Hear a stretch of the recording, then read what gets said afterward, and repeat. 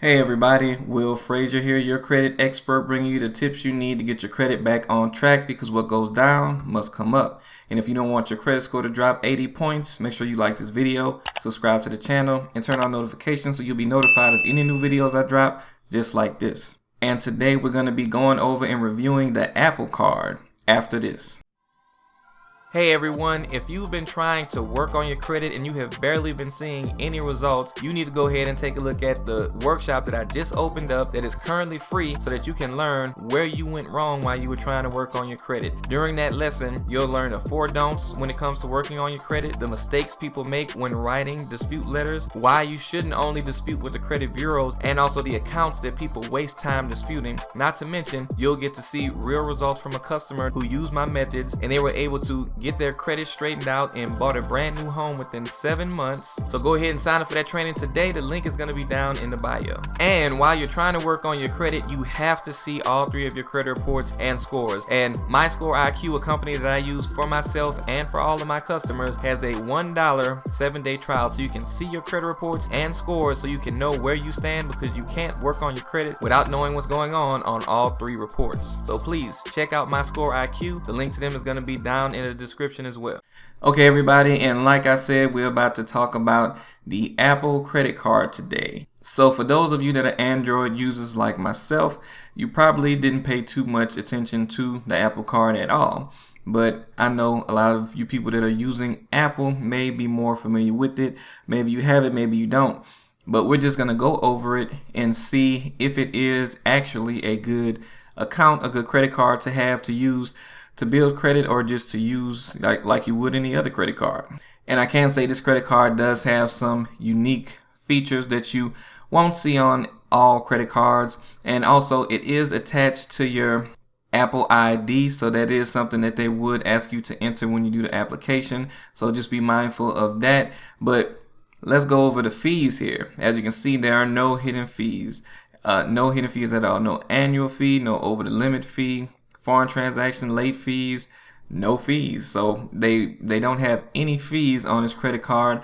That's something that's rare to find on most credit cards, and one of the things that differentiates this card from a lot of other credit cards out there. Now they do also have an option that's a little bit different when it comes down to actually paying on the card. Basically, they allow you to choose kind of how much interest you want to pay for the payment versus just being, stuck paying a minimal payment with a certain amount of interest being included in it. But honestly, you don't have to pay any interest if you actually just pay off the balance of the card before interest is due. I know you probably hear a lot of people complaining about the interest on credit cards, but literally if you just pay off the balance, you don't have to worry about paying interest, and then you truly won't have any fees that you have to worry about. Now, one of the major benefits of the card is the fact that you get cash back on a daily basis, and basically you get a percentage of your purchases back the same day in Apple Cash. So it's available for you to use immediately. And usually you would have to wait some time in order for your points to accumulate and then be able to use them. But the cash back that they give you on the Apple card is, like I said, available daily. So you can use it immediately for whatever it may be. Now, when it comes to that, as far as how much you get back, percentage wise, you get 3% back on any Apple purchases.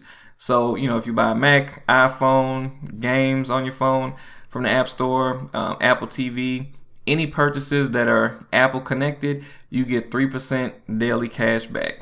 And that is the highest percentage that they give back for anything that you may actually, use the card for. They also give you 3% daily cash back with certain partners that they have. So if you use any of these partners and you use your Apple card to pay for it, you will actually get 3% back for that as well. Now, of course, that comes down to people who aren't a part of their partner, program. You get 2% daily cash back on anything that you do when you use your Apple Pay. So as you know, that's where you actually do contactless payment. You use your phone or your Apple Watch to make a payment. So basically, if you do that, you can get 2% back. So the 2% is still a good thing to have, but it's not 3%, but it's still good. Just make sure you use your Apple Pay so that you can get that maximum benefit if you're not buying an Apple product or using one of their partners. And outside of those 2 things, you get 1% cash back for any other purchases that you may end up getting. Now, just so you know, you can get approved with a soft pull. Basically, they do the soft pull. It doesn't affect your credit. And then you can actually see an offer letting you know what your credit limit would be and what your interest rate would be. Now, if you do decide that you want to go ahead and move forward after that, you will get a hard inquiry and it will impact your credit score. So just know you can do a soft pull just to see if you get approved and see what your offer would be. You can decline it, but if you accept it, that's when you'll actually get that inquiry on your credit. And just in case you were wondering what the rates range from, anywhere from 10.99% to 21.99%. And of course, that is based on your credit. And you should know that this is not a beginner card, so this isn't a credit builder type card.